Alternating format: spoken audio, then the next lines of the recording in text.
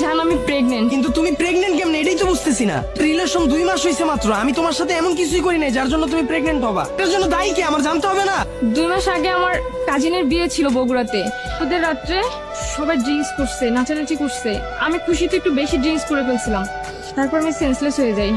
আর সকালে যখন ঘুম থেকে উঠি তখন বুঝতে পারলাম আমার সাথে কিছু একটা হয়েছে। এখন তুমি কি করতে চাইতেছো এটা বলো আমাকে। আমি বুঝতেছি না কি করা উচিত।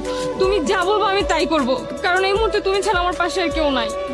আচ্ছা, আমার পরিচিত একটা বড় ভাই ডক্টর, চলো ওনার সাথে কথা বলো। দাঁড়াও, তার আগে তুমি আমাকে বলো তুমি আমার সাথে ব্রেকআপ করবে না। ভালোবাসা মানে কি জানো তুমি? এদিন তোমাকে আমি প্রথম দেখছিলাম, ওই দিন তোমাকে ভালো লাগছিল। তখন তোমার সাথে মিশছি, তারপর তোমাকে আরো বেশি ভালো লাগছিল। তোমাকে যখন আমার ভালো লাগছিল, এরপর আর কোনো কিছুই ভালো লাগে না। যে আজকে এসে আমাকে বলতা 2 মাস আগে তোমার একটা রিলেশন ছিল, ওই ছেলেটা তোমাকে প্রেগনেন্ট করে দিয়ে ব্রেকআপ করে চলে গেছে, তবুও তোমাকে বলি ভালোবাসি। তোমার অতীত কেন, আমি তোমার বর্তমানকে ভালোবাসি। চলো ডক্টরের কাছে চলো। এমন না, আসলে আমি প্রেগনেন্ট না। আমার ভুলে গেছে, আমাকে তুমি ক্ষমা করে দাও। আচ্ছা দোস্ত, তুই যে মুন্নারে এত পাগলের মতো ভালোবাসিস, তুই কি শিওর হয় তোরে ভালোবাসে? কেন? আরে হয়তো তোরে ভালো নাও বাসতে পারে। আজকালকার পোলারা তাদের সত্যি সত্যি ভালোবাসে না, যা করে সব টাইম পাস। দেখ, উল্টাপাল্টা কথাই কবি না। ওই যে তোরা ছাইরা যাইবো না, এর কি কোনো গ্যারান্টি আছে?